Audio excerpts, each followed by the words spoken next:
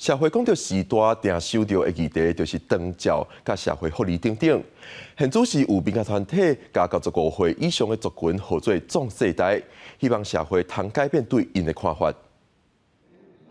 台湾现主是65岁以上的时代占14%以上的高龄社会，估计2025年就会是20%以上的超高龄社会。讲到时代，大家定想到的是社会福利、长照这寡议题。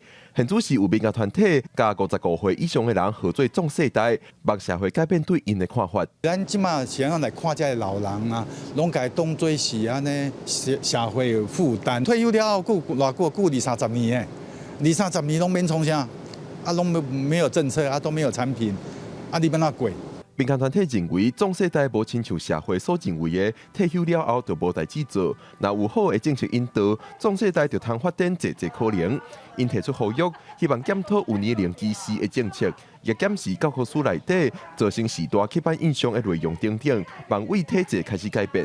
这人口学问题是铁律一定会发生的代志，但是无看到咱的政府有什么对策啦。都是用福利政策，哪边出问题赶快福利补贴一下。整个的结构无改变，整个生态无改变，这问题一定是越来越严重的。我们都是壮世代，让爱传承下一代。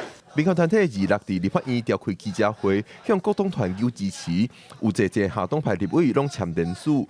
民间团体希望针对壮世代的刻板印象，通为个人开始改变，落尾就通影响政策，各有社会的观念。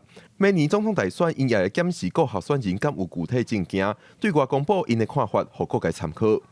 记者郭文正、郑俊由台北报道。